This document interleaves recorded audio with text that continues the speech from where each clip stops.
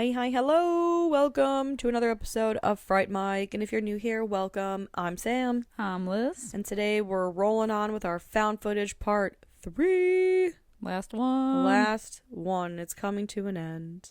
So sad. Another one for the books. But we are wrapping it up with one, I guess. I feel like a lot of the found footage movies that we've done this month are more like faux documentaries. Yeah, in a way. This one's like an unofficial. I was gonna say unofficial this one's biopic. unofficial. Yeah, unofficial documentary. So we're wrapping it up this month with The Visit from 2015. M. Night Shyamalan. An unofficial documentary / biopic. I guess not biopic, but an unofficial documentary. I'm done. Go home. I'm going home. I'm Go going home. home. Yeah. This is an M. Night Shyamalan movie? It is. Yeah. It came like right after The Village, I believe. No. There were many in between. Like Lady in the Water. Oh, well, we don't talk about that movie. Yeah. There was a devil. That was before this? I think Oh, so. yeah, okay. I don't know. think My so. timeline is whack. Yeah. Well, and also, I don't know. He just has come up with so many fucking crazy movies that the ones that, like, bounce up a little bit higher, you're like, no, this was surely after The Sixth Sense, right? Like, he did The Sixth Sense, and then... The Visit. Yeah, and then Signs, and then The Visit, right? I know, That's what he did? And I feel like I'm just like an M. Night Shyamalan defender, because I know when we had covered Old on our Patreon, it was when we talked about Signs, because we did Signs and we did Old before. Signs was on our main feed, but I was like, man, I just feel so bad for him. Why? I don't know. I feel like he throws wet spaghetti at a wall, and whatever noodle sticks, he's like, that's the idea. That's the thing. I'm not disagreeing that I don't think that all of his movies are good. I will say that. It's just that I feel bad that he makes some bad movies. All right. All right. You know, I'm mad at you. He's got ideas, they just don't always work. Yeah. That's the bottom line of it. I feel like he's like coked out Stephen King.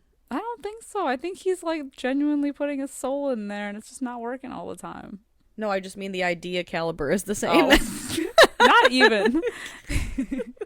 M. Night Shyamalan would definitely write a movie like Maximum Overdrive. Although he did didn't he do The Mist? Uh-huh. What?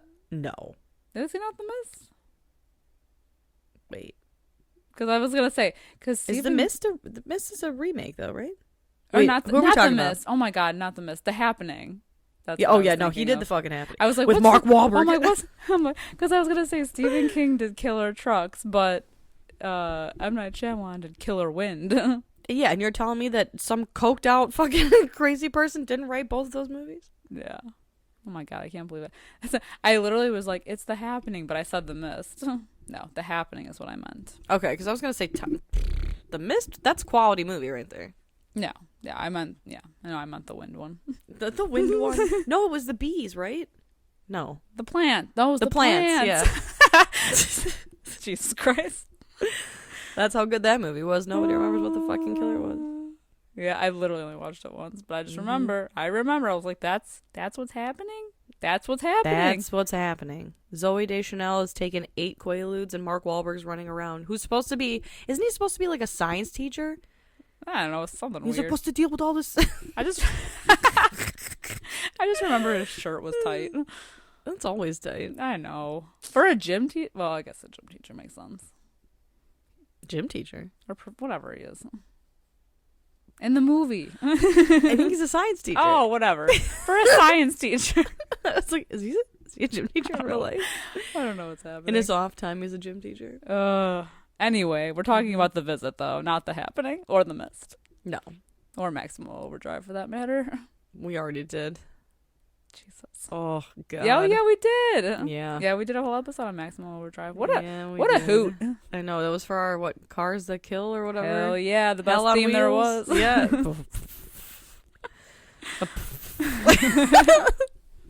Again, the best theme there ever was. As I said, the best theme. Yeah, no, The Visit honestly is kind of a sleeper hit. I'm gonna say that. I'm gonna say that this movie, I don't know if it was a comedy or a horror movie. That's why it's a sleeper hit. I think I had read too that M. Night Shyamalan filmed this movie as a comedy and a horror and an in-between. And so what we got was the in-between. So I guess that answers my question. Well, it's great. It's like American Psycho when he filmed, yeah, you know, both. or when, when Willem Dafoe played that he knew and didn't know. Right. And it's so psychotic and confusing, and it works. Right. Just like this movie.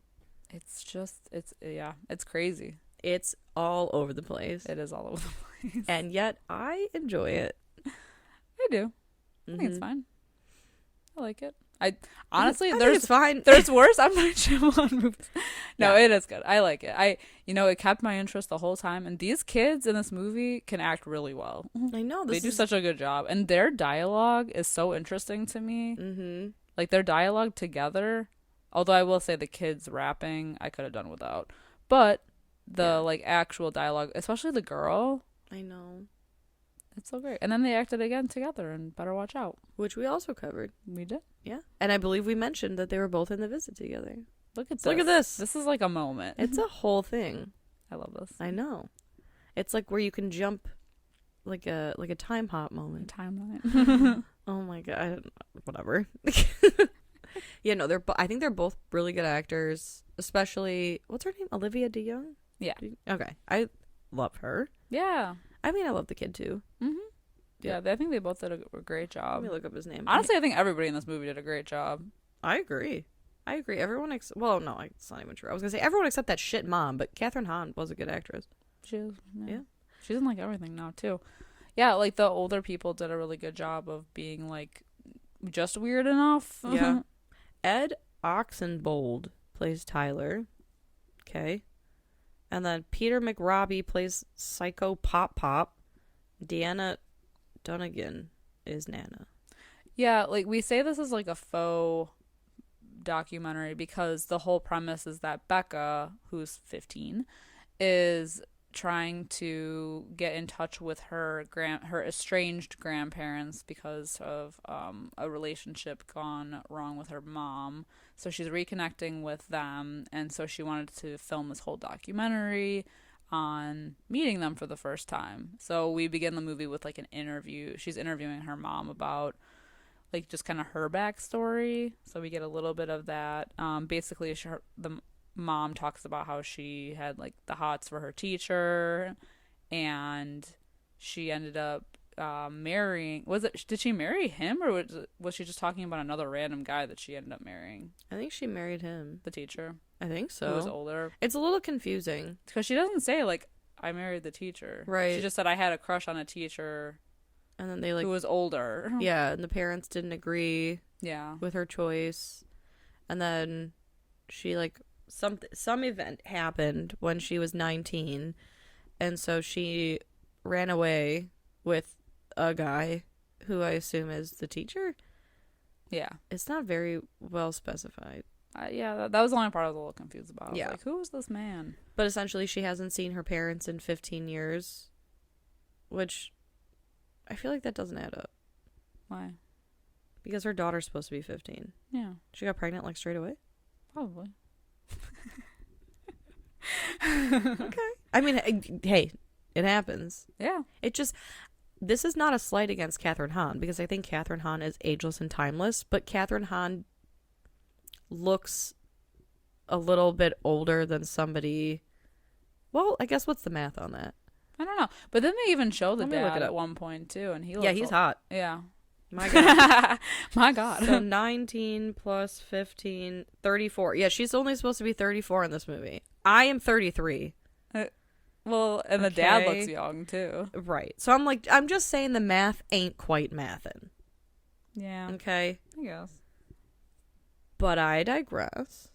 Because she has 2 beautiful children. She herself is beautiful. And she has a hot boyfriend. On the side. Mm-hmm. So Yeah. good for her. She's They're going on a thriving. cruise with him. Yeah. And the only thing is, again, I'm just going to talk about the mom character, obviously, not Catherine Hahn, because I love her. And I don't want her to think that I don't love her. Because I know she's listening. Yeah, the mom is like a shitty mom for just doing absolute zero research in like contacting the grandparents. Yeah. I think too, because this was so important for them to meet her, you know, like I know that she has problems with them, but the fact that she just like sends them away on a train to meet up with them, And, not like, knowing like what's going on really, and then takes off on a cruise. Right. Well, and who's done the corresponding? Right, yeah. You know what I mean? Because who were they talking to at that point? That is an interesting question. Right? Who? I've always wondered that. Because you would think that if they were talking to the grandparents we see, then they'd be confused about the whole situation. So they must have been talking to... But then how were they talking to them? Right. Like, were they calling? It, you know, like... Right. When they... Because if they were video chatting, then they would know that they weren't the right people. Mm-hmm. Spoilers.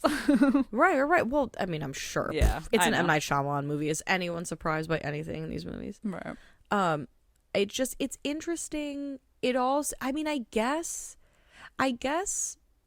they were talking to the real grandparents at some point, because the fake grandparents who they end up spending the week with, when they're found out at the end, remember Pop mentions, he's like, oh yeah, you know, like your grandparents just wouldn't stop talking about how like they were excited for you guys to come.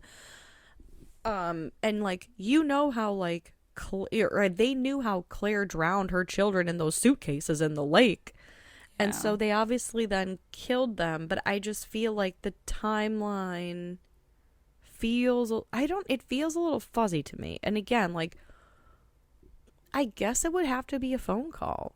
Mm-hmm. But you wouldn't think that after 15 years the mom would want some sort of communication? Like, hey, just like, we're not cool, but you're taking my kids for a week. Yeah. Like, they don't stay up past this. I mean, I guess they're supposed to be 15 and 13 in the movie. Mm-hmm. But like, hey, they have homework. Yeah. They go to bed after 10. You know what I mean? I guess, like, they're allergic to this. Like, yeah. Right. Like, they, you know.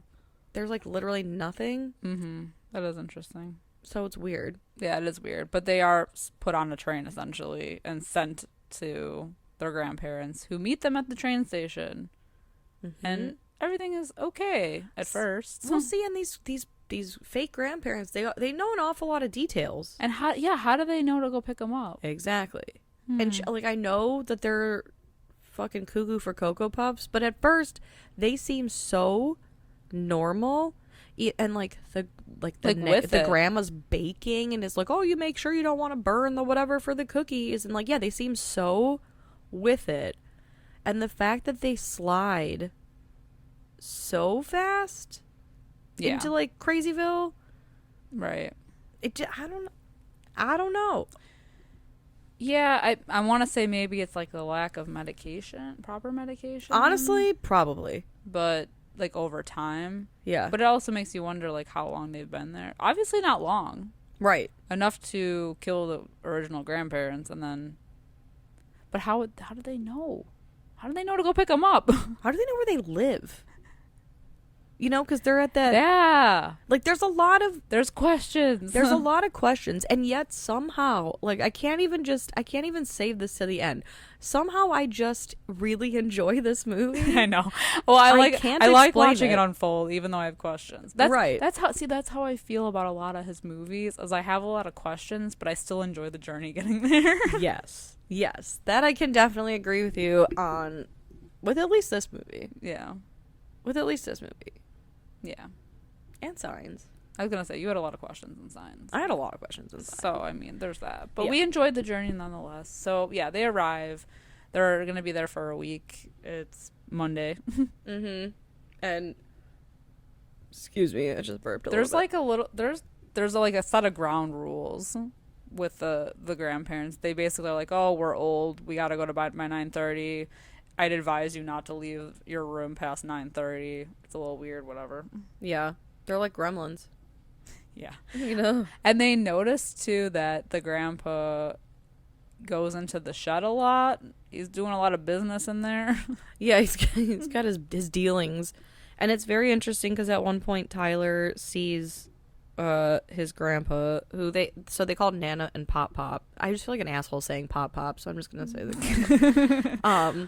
He sees his grandpa going into the shed, and so Tyler calls out to him and he's like, "Hey, Pop Pop! Hey, Pop Pop!" Who And then like, looks at him. yeah, And then walks away. he doesn't say shit. So it's like, do you not? He doesn't recognize his name, right? Like that he's talking to him, or I don't know. or no, he's just like disassociating. I mean, probably. Maybe both. Maybe a little bit of both. Well, and it's strange because like everything is okay until the night falls, and then they end up hearing a noise coming from outside their door. And I think it's like Becca's editing the video, like one of the videos that she had just filmed that same day, and when she goes downstairs to film something, and that's when she captures the grandma like throwing up all over the place. Oh, she wants to sneak down to get cookies. That's what it is. Yeah. Yeah. She's like, fuck these rules. I'm gonna sneak down and get some cookies. Yeah, and then she sees the grandma barfing. Like all over the place. And just like immediately runs back upstairs in the room and hides. Fuck yeah. I would too. I would have been out that day, man. Right. It's just the way that she was doing it that was weird. Mm-hmm. You know? Yeah. Like, demonic almost. It looked like black sludge coming out too. Yeah, and like the next day she talks to the grandpa about it, and he just brushes it off as her having some kind of like weird stomach flu. But she's all better now. It must have been some 24-hour thing. It's like they always have these perfectly curated answers for everything that's weird. Like at one point, like all this weird stuff happens at night. It always happens like at 10 p.m. or later. And so like one of the other nights, the grandma is outside of their door scratching the wall like repeatedly, like a couple of nights. Naked. Yeah. And the grandpa even then is like, "Oh, your poor Nana, she has it's a form of dementia. It's called sundowning. So that's why it's really important that you just stay in your room past 9:30. In fact, just like, yeah, don't come out until the morning. Don't."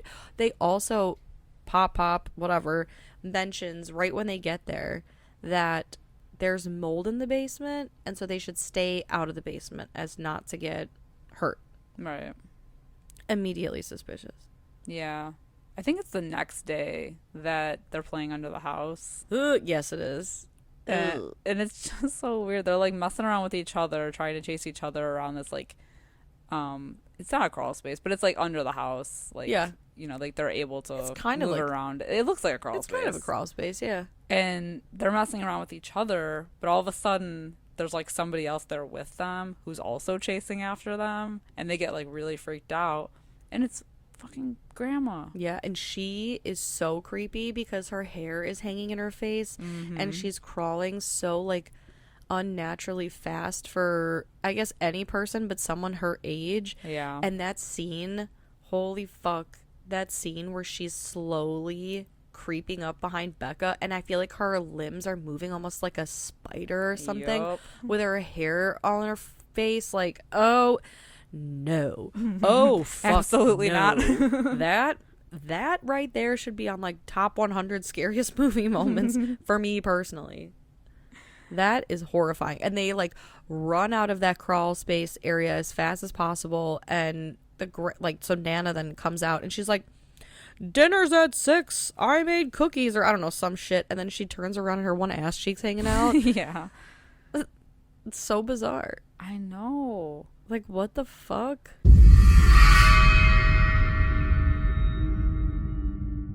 Hey creeps, looking for more frightfully good content? Head over to our Patreon at patreon.com/Fright Mic podcast to help support the show.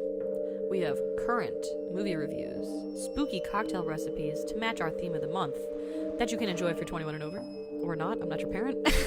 For legal reasons, I must say this. We play games, trivia, literal fright fights, and much, much more.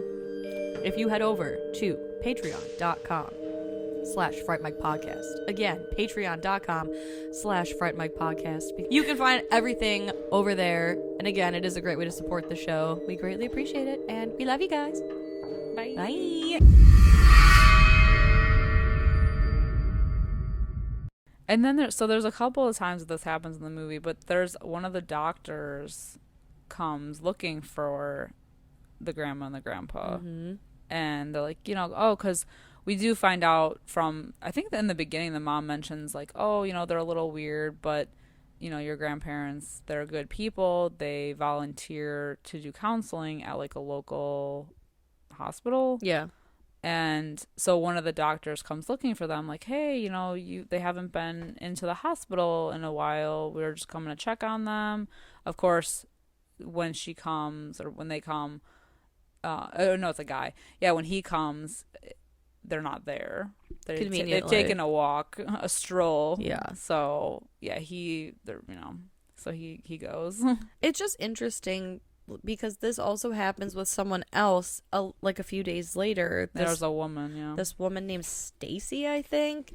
It's ultimately not important, but yeah, same thing. She comes by the house and she's like, oh, your grandparents sat by my bedside when I was going through some of the hardest times, and they were supposed to come by this day, but they never showed up, and I just wanted to deliver this like pie, and they were on a walk at that point too. So it's like very perfect timing, at least for a while. Yeah. Until Stacy shows up a little bit later and then is never seen again. Well, is seen one more time. I love that scene. Me That's so creepy. Too. It's very Scream. Yeah. It's very Yuck. creepy. Ugh. This movie has good, like, creepy elements to it. It's just the story. There's a lot of holes in it. Yeah. Oh, and then they do video chat with their mom a couple times.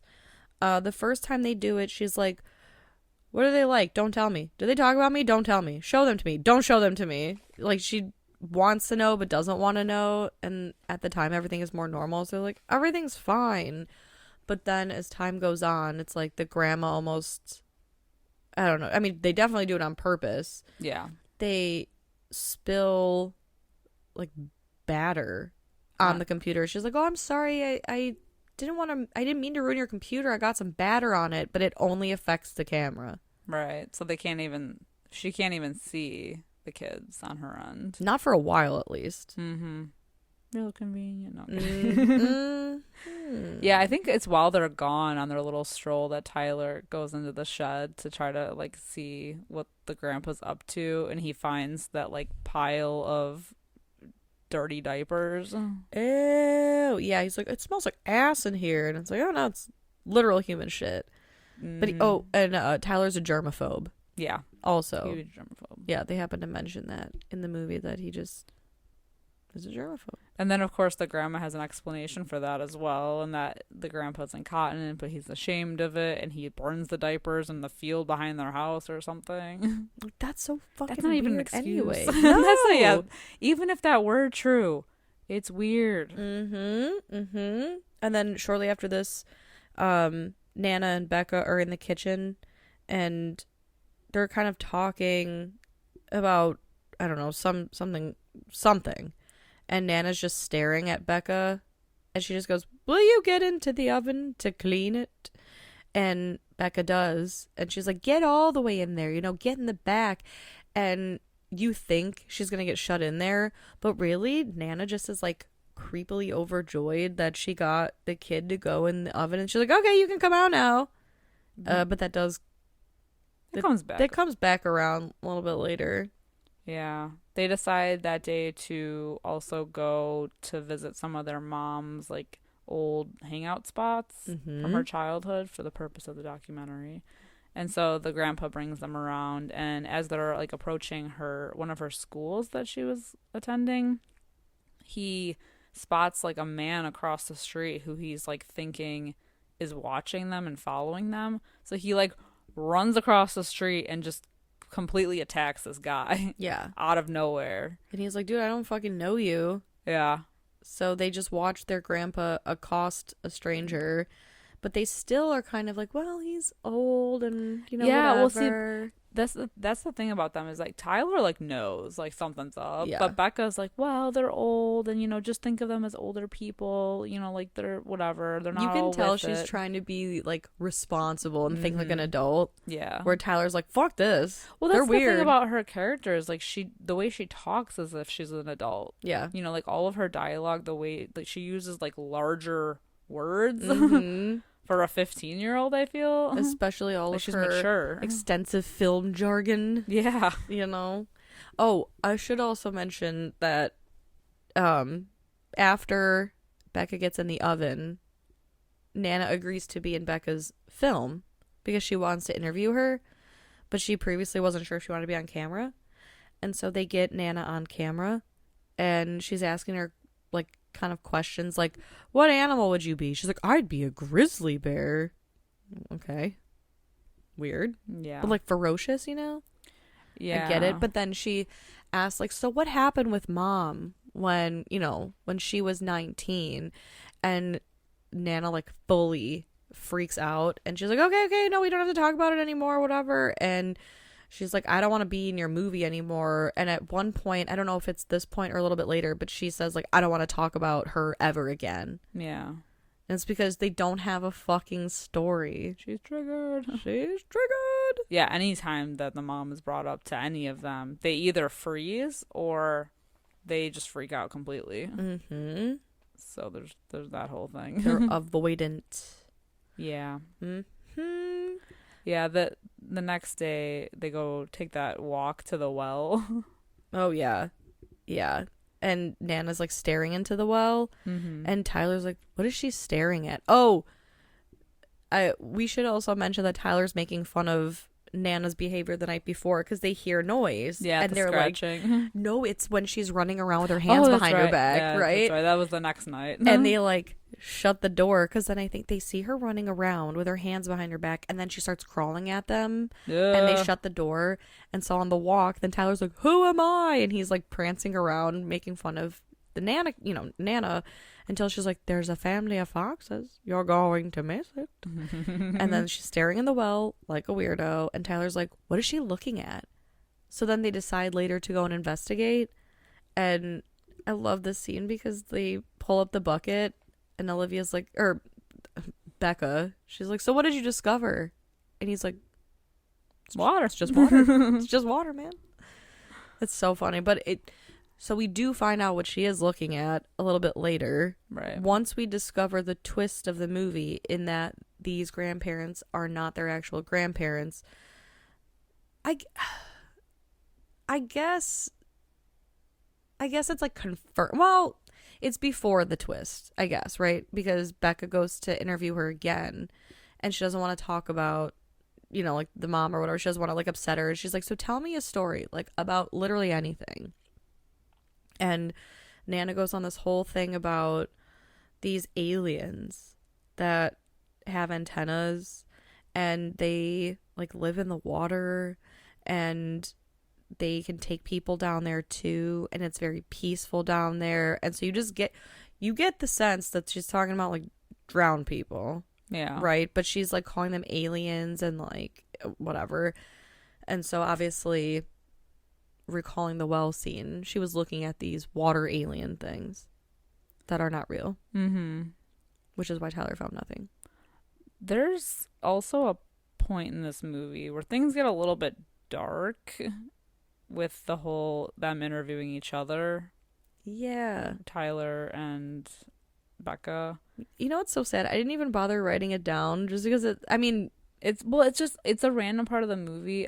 I get that it's for like the documentary purpose, but it's like a tonal shift completely. Yeah. Because up until this point everything has been like kind of creepy, but also in a way it's like goofy. Mm-hmm. And then there's just these two scenes specifically where they kind of talk to each other about how they're feeling about their dad being gone, how he kind of abandoned their family to start a new family elsewhere. And they're just like, I don't know, it's just like I wanted to bring it up just because it's like a tonal shift, Yeah. and then they kind of come out of it later. Well, and it's like I didn't bother to write it down because I think ultimately it doesn't do a whole lot for the plot, but I think it is, when you're watching the movie, it's really sweet because it shows how much these siblings actually care for each other and how much they notice things about each other. But also the one story Tyler tells about his football thing, it comes back later. And then the movie does even end on like more of a sadder That's, yeah, I was gonna say. tone. But essentially they're talking about how Tyler, he froze during a football game, and then his dad was he was upset, but he didn't say anything. And Becca's like, you think that's why dad left, because you froze in a football game? And he's like, well, when you say it out loud, no, but those are like the things, Like the that disappointment. yeah. And then he points out that Becca is unhappy with herself and doesn't look at herself in a mirror, and like that her shirt is inside out because she doesn't look at herself. And like then Becca like tells the camera that she doesn't want to include any footage of her dad in the documentary because she hates him. I mean, essentially hates him. She doesn't forgive him. Yeah. And it is very sad. It like you said, it just kind of comes out of nowhere. Yeah, it does. The scene where he is filming her talking about, like the shirt and everything, and when it like slowly zooms off into like the corner, it was like such a creepy moment, but nothing happened. Well, I thought for sure that like the grandparents were gonna appear out of nowhere, Right? or something. That's what I'm like, or like somebody was gonna be like slowly approaching. I literally got chills like watching it, even though nothing happened. I was like, okay, what's coming? What's coming? Right. Uh, I know. It's like a random moment that was so creepy for no reason. Yeah, for sure. It's that slow zoom. It gets you every time. I was just waiting. I was waiting for them to like come crawling down the hill. Mm-hmm. Yeah. Mm-hmm. Yuck. But then we follow like those scenes up with a scene of Nana standing at the. I don't even think she's standing at the stairs. I think she's just either that or she's sitting in the rocking chair already. Yeah, she's rocking and she's like laughing maniacally. Yeah, she's at cackling. the wall. Yes, and she's got like a headscarf kind of thing wrapped around her, and she's like, Nana, what are you laughing at? And she aggressively starts like choking herself out or like smothering herself with the scarf, and Becca has to tell her to stop, and she says something about the deep darkies, and she laughs to keep the deep darkies in the cave. The fuck? Yuck. I would be out like sauerkraut so long ago. Oh, but yeah. at what point is she going to realize that this is weird? Well, yeah, because then she goes and runs back to Pop to tell him what's going on with the grandma, and he's got a gun in his mouth in the shed. He's like, I was just cleaning it. With your tongue? Mm. That's weird. That's weird. Mm-hmm. It's just like these little moments that are just so like unsettling and unnatural, and I don't know, and it takes them so long to realize that something is actually wrong and to do something about it. Well, it's funny because like you mentioned, Tyler is he's over it right away, and he has insisted this whole stay that they leave a hidden camera out to see what weird shit they're doing. And so after all of this weird shit, they agree, like they're gonna leave the camera out for the night. And so we see the camera footage.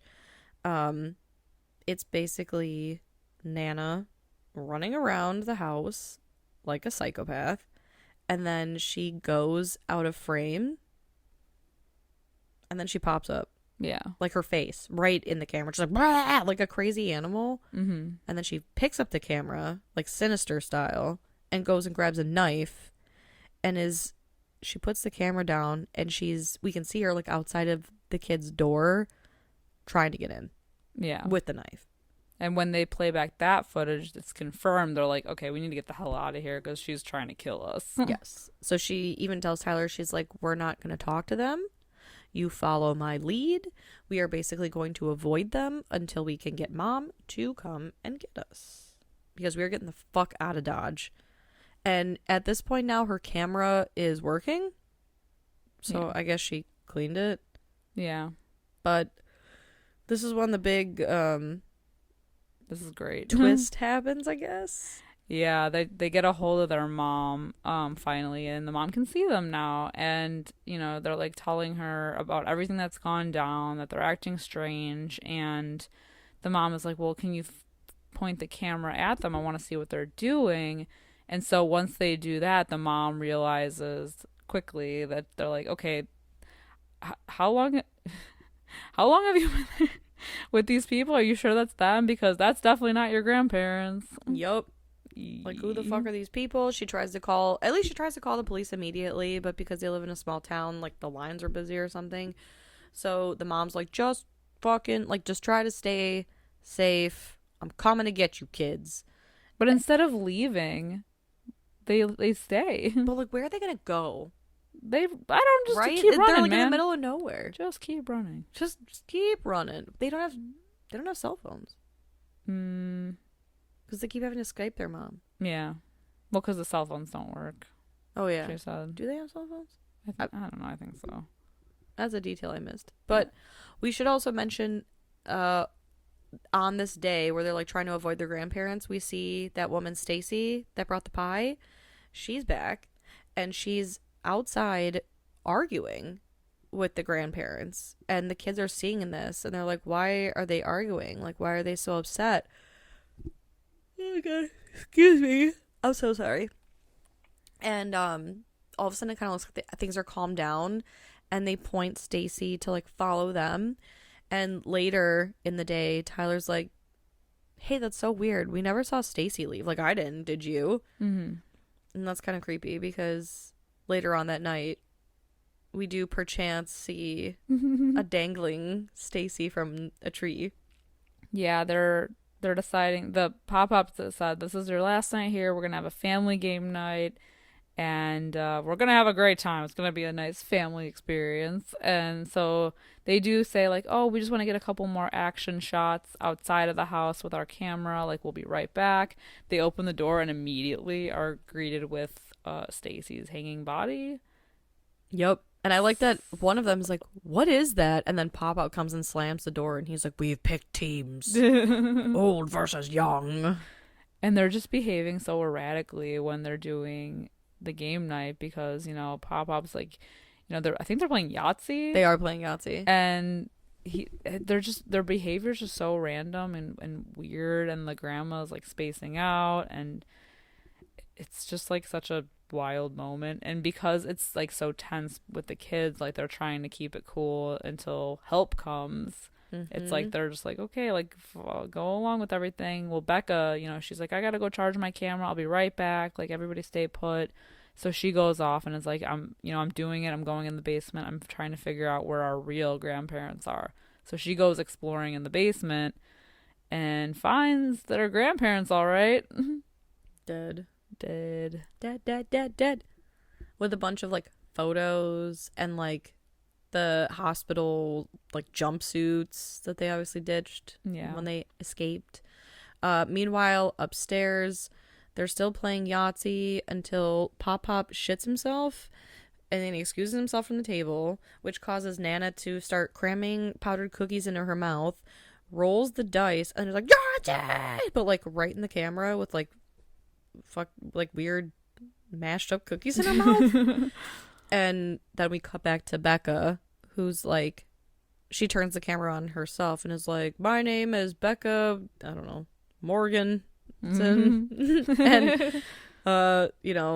if you're finding this, that means like whatever. And Pop, who's like not right there, yeah, he's like right behind her, and he's like, hey, so about that situation that you just discovered, we did kill them, but they just were rubbing it in our faces that you guys were coming, and how could they do that when they know that Claire, who's disguised herself as Nana, drowned her children by stuffing them in suitcases and dumping them in the water? That was really rude of her, or rude of them, to keep talking about it. The way he and casually just says that. yeah. And he's like, she always wanted to be a grandmother, And I promised her that this would be a good week for her. So, I feel like she really enjoyed herself. But anyway, I guess it's time for you to die. Like, we're all dying tonight. I think that's what he says at one point, right? Yeah. He says, we're all dying tonight. Mm-hmm. Okay. So he drags her ass upstairs and locks her in a room with a wild Nana. Yeah. Yeah, that was pretty creepy. That whole scene of like, because her creeping around. Yes, because he locks Becca in the room from the outside. Yeah.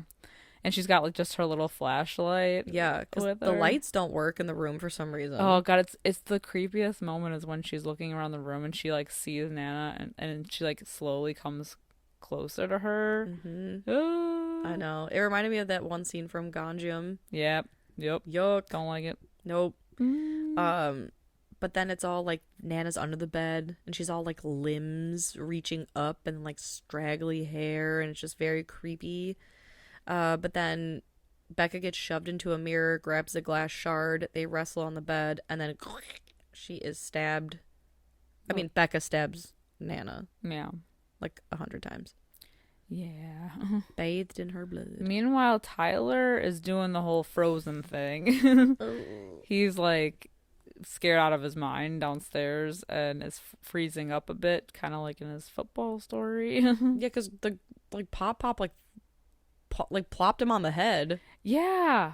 But now Tyler's upright. Yeah, he's there. He's conscious, but he's not all there, I guess.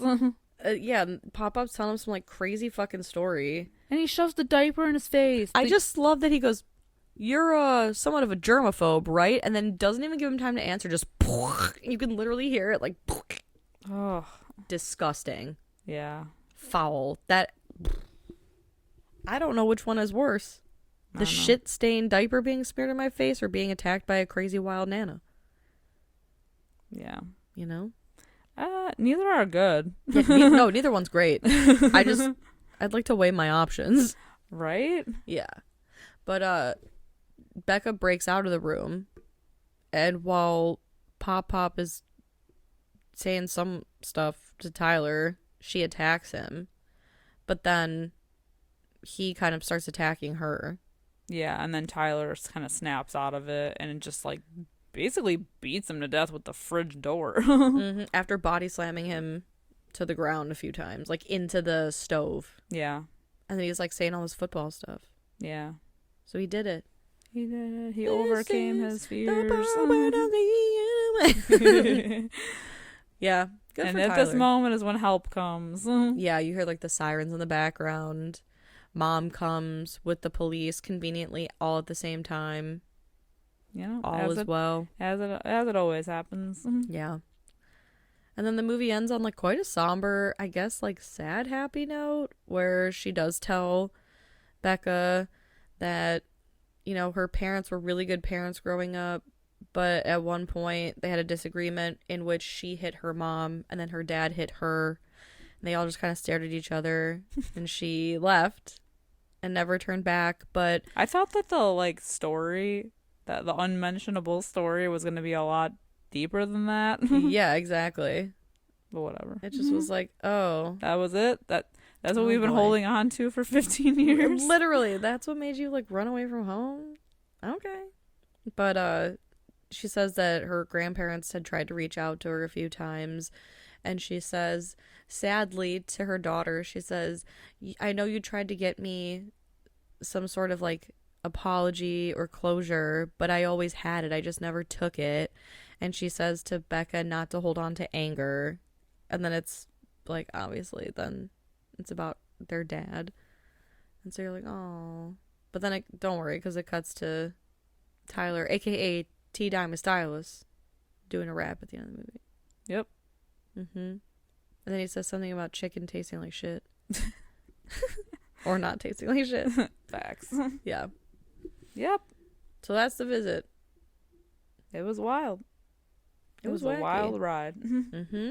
Mm-hmm. Yeah. Like, I think it works so well that this movie is all over the place with like its tone, because I think I guess it could have gone either way with like the comedy or the horror, but I kind of like the fact that it's both.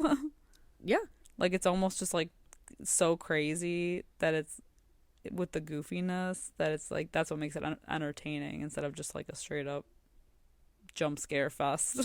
Well, also I feel like too sometimes, I don't know if it's human nature or I don't know what it is, but sometimes something that's so wrong can seem kind of funny, and so people are more willing to like laugh things off and just think that someone or something is weird Yeah. than actually understanding the danger. Right. Like so many of these things that they just were like, oh, they're just old or whatever. No big deal. Well, because it's like uncomfortable to address, so nobody wants to address it. So I guess that let was it happen. Yeah, and I guess it gave them good reason to stick around for a while. I mean, I wouldn't have, but it gave them a reason to be like, well, you know, there's an excuse for everything. Right. And I think that's why it works so well, is that a lot of this stuff, you're like, well, they are old. So they're just quirky. They live in the middle of nowhere and they're just, you know, whatever. But lo and behold, they're dangerous people. And at first, even their excuses for their odd behavior is somewhat even like feasible, especially if you're like 13 or 15. Like, oh, you know, Pop's a proud man. He has incontinence problems, and he's a very proud man, you know. So he just hides it all in the shed. Or like, you know, your grandma has sundowning. It's a form of dementia, which they Google, and it kind of like backs it up as to why she's acting weird. So at first, you're like, this odd, spooky yet kind of funny behavior that even Tyler like mimics is totally normal, but it's not fucking normal at all. No, it's not. And it gets progressively creepier, so I'll definitely say that happens. Yeah, I mean, I think after the hide and seek under the house thing, I've been like, you know what, fuck it, I'm out. Yeah, I'm good, you know. I don't need that at all in my life. No. Yeah, did we say we have to stay a week? We meant we gotta leave now. Right. We have we got but finals. But that's the thing too, is that they're kind of stuck there.